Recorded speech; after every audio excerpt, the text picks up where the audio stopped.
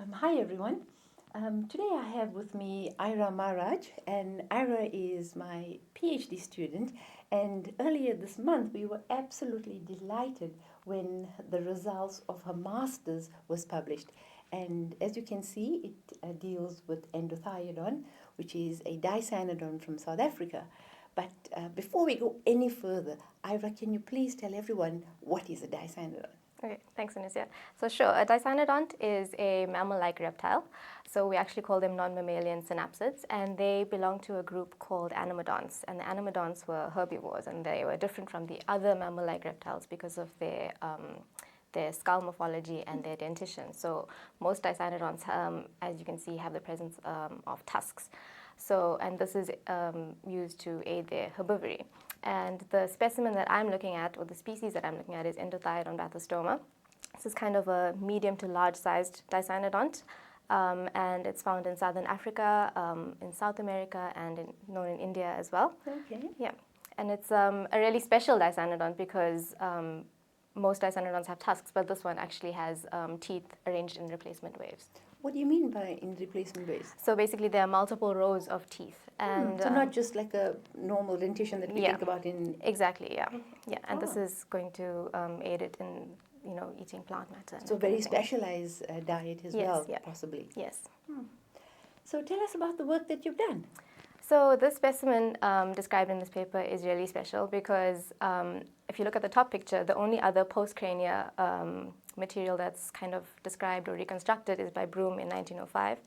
And most of that is actually reconstructed in plaster, so there's very little. It looks like a nice specimen. Yeah, but there's very little original material left in there. But this specimen at the bottom is actually a real original bone, completely articulated and really well preserved. And this was found by the Karoo paleontology team at the Iziko South African Museum.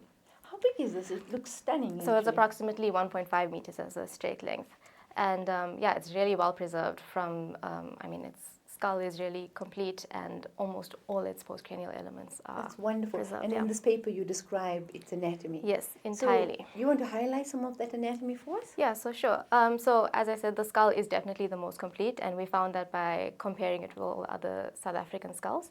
And I think the postcrania, because this is the first time that we are describing the Endothiodon postcrania, so which is great. And I think what stands out to me is the vertebral column.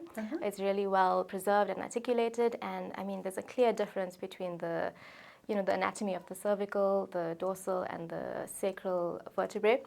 And if you see in figure B, there's a nice dorsal vertebrae it was actually isolated, so it was kind of sticking out of the skeleton. And perfectly preserved. Perfectly preserved, and it gives us a great sense of the anatomy of the dorsal series.